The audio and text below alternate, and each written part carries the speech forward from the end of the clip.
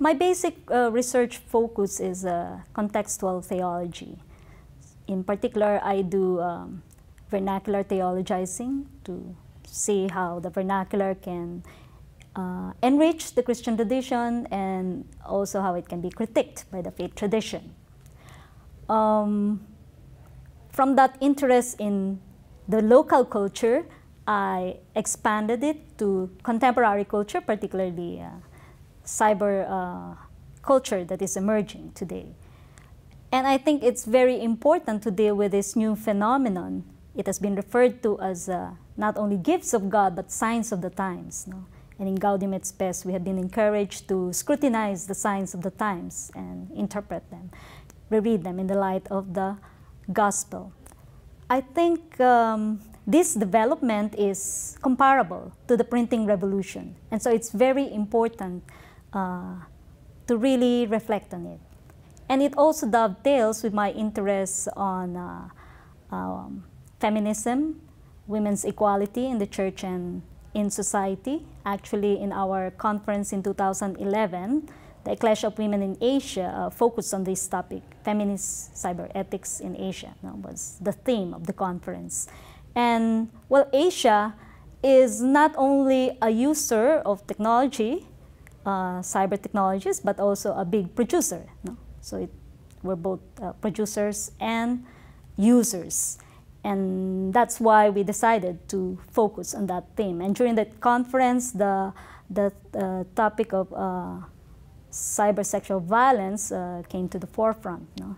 And we discussed not only the phenomenon, but also how digital technologies can help counter cybersexual violence. So for instance, women who feel confined within their homes, for instance, in India, they can get help through their cell phones. Or in the Philippines now, there's this proposal to, well, in our agreement with the Middle Eastern countries for domestic helpers, that they be allowed to have their own cell phones, because that's the way they can ask help from others if they are in distress.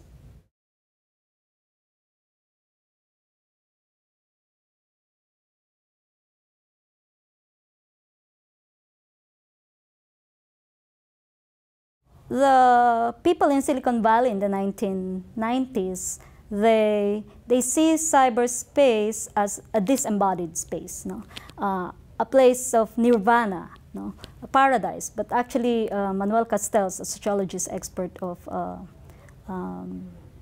internet technology, noted that, for instance, in Second Life, that's where real virtuality is exemplified. You find racism, discrimination, rape, in this role-playing game.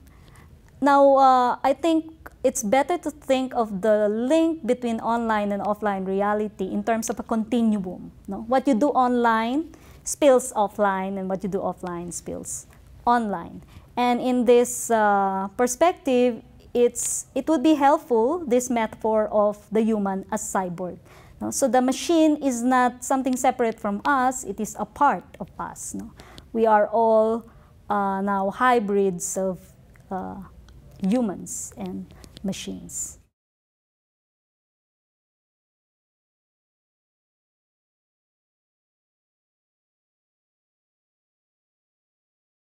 Well, that's why I focused in my presentation on cyber prostitution of minors, because whether they chose it or not, they're still not in the proper age to decide for themselves. With regards the adult women, I actually wrote an article on decriminalizing prostitution in the Philippines, a Christian response to the tragic.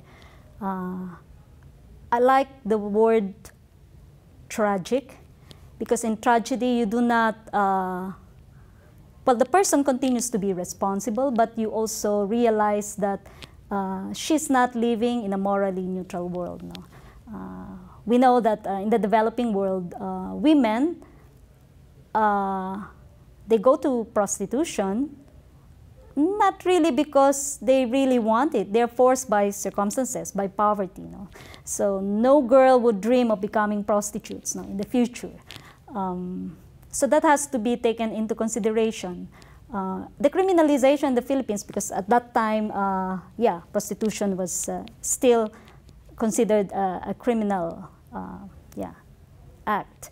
Decriminalization would allow them to organize, and yeah, individual solicitation can be allowed. And I can understand when some women would say cyber prostitution is better than conventional, because in a way they are safer from what, HIV/AIDS transmission. But I would not go as far as the concept of legalization, saying that this is just a work like any other work.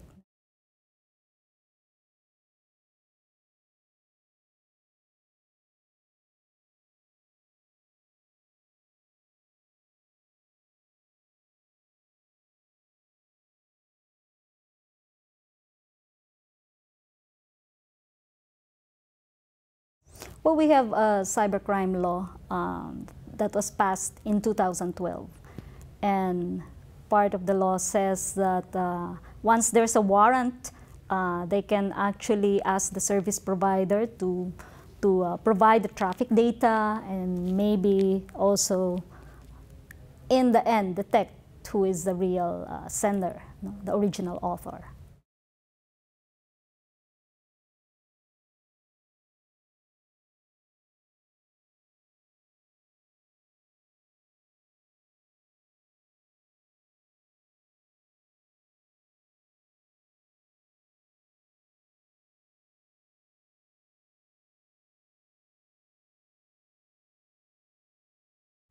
Before I answer that question, actually in 2014, all the Catholic bishops gathered together, and this was an initiative by the Vatican to make them aware of the new social media.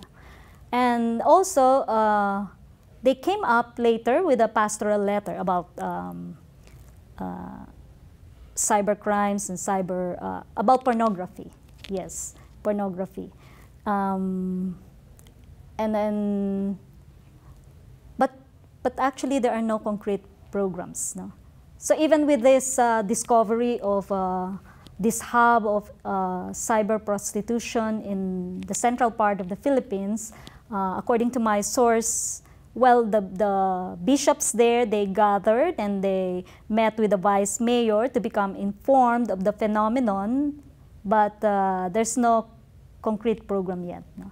I think people still need to be more fully aware, no, of what is happening. No?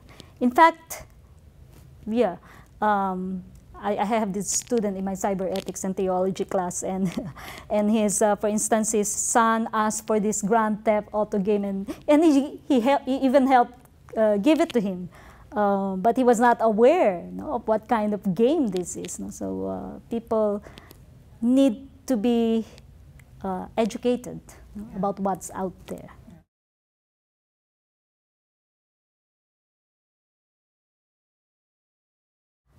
Actually, in the beginning, in our book, Feminist Cyberethics in Asia, we focus more on the positive things in the internet. No?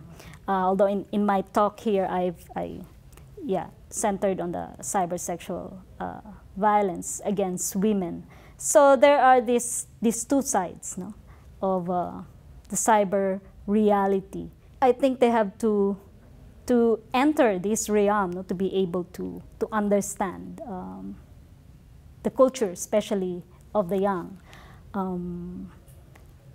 It's important to have courses. No? So like now I have a course on cyber ethics and theology, and well, according to my students, they're religious educators. It's much needed. No? Then, from this consciousness raising and education, well, theologically, there's a rich, a fertile ground. No?